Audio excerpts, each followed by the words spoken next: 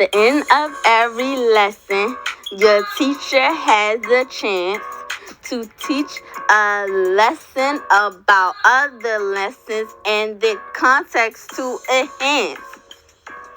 But what do you suppose our teacher has us do?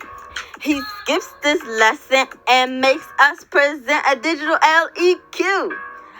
Elocution needs historical evidence, reasoning that can collaborate and enhance a complex thesis that Dr. John P. Irish would admire. Then we drop the screencast like a single that is fire. Students created screencasts for you to like, subscribe, and share. We know you had all the John Green and Steve Heimler you can bear. If we had the most votes by 10 p.m. Eastern Standard on the 5th day, we earn 500 bonus points, which virtually guarantees an A. Without much more further ado, we present our digital LEQ. What? Cold War, Eastern versus Western by Lauren Johnson. Big ideas. What were some tactics that both sides used to make the other side look bad? How was the average person affected by the Cold War? Contextualization. The Cold War was a war without any bloodshed. It was a competition between two superpowers, the United States and Russia. The United States was the West and Russia was the East. This all started after World War II.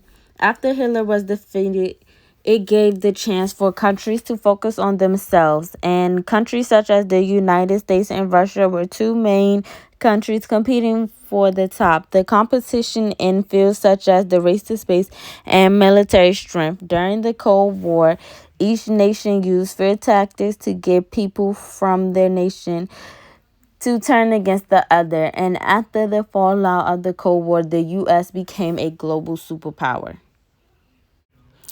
The Cold War was a bloodless war. There was tension between two global superpowers that were in competition to outdo one another. However, although the Eastern and Western hemispheres were on two different sides, the effects of the Cold War on the average person were similar, and the tactics that were used in the West were also used in the East. Therefore, the two hemispheres had more in common than they may have known. Historical evidence primary source. In this video, a Russian defector spoke out about his experience of being a part of the Russian government during the Cold War. Reasoning and analysis. In the video, the defector talks about his personal experience with the Cold War in Russia. This evidence supports my thesis statement because it shows that what a lot of Americans thought, so did a lot of Russians.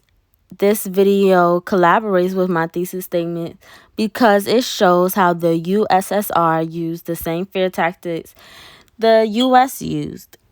Situation. He talked about how this affected his view on America and Russia. His views on America were very limited to the lies that he was told about America. A lot of the lies came through the media, which most people can relate to. The purpose of this was to keep the Russian people fearful of America. Point of view.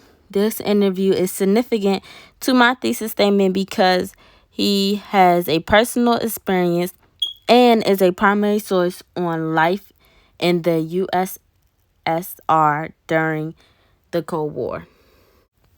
Historical evidence primary source. Darrell Wilhelm, 77, farmed for decades in Illinois and later Missouri, and likewise discussed the effects his rural upbringing had on his understanding of the Cold War. We just didn't seem to pay much attention. Like I was telling you, we didn't have the communications, the media. I don't think we even took a daily newspaper growing up. For Wilhelm, however, the Cold War would later become very real. Wilhelm served in the U.S. Navy's reasoning and analysis.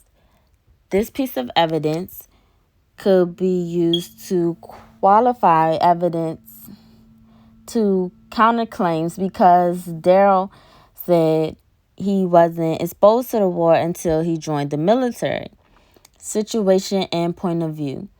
Since Daryl was alive during the time and has had a chance to see the difference between living a life with and without the Cold War, he is significant to my thesis statement because he is a primary source. Historical evidence primary source.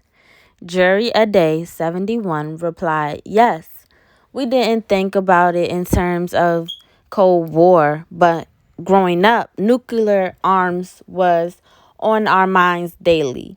Reasoning and analysis. This quote is from Jerry Ade. Collaborates with my thesis because it shows even as a young child he was exposed to the Cold War and feared that Russia would bomb the U.S. at any time. This was the opinion of many Americans during that time due to the propaganda of the media. Situation and point of view. The evidence is significant because it describes a common idea that many Americans had at that time.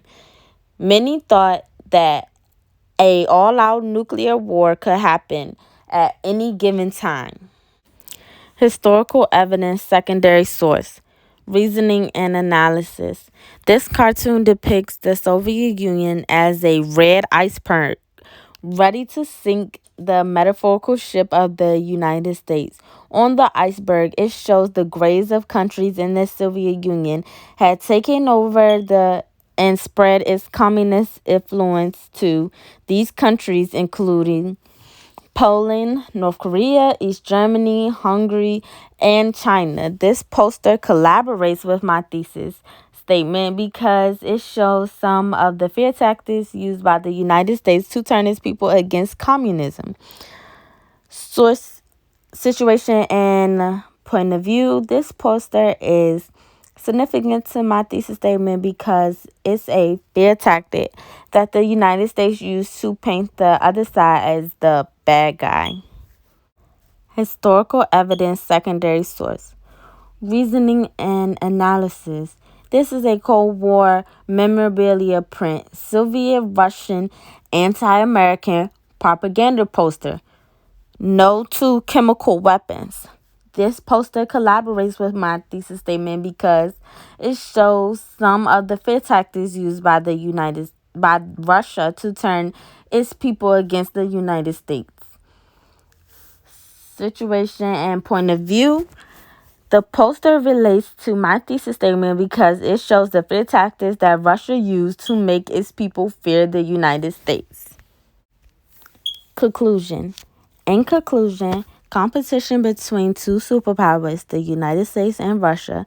The United States was the West and Russia was the East. This all started after World War II. After Hitler was defeated, it gave the chance for countries to focus on themselves, and countries such as the United States and Russia were the two main countries competing for the top. They competed in fields such as the race to space and military strength.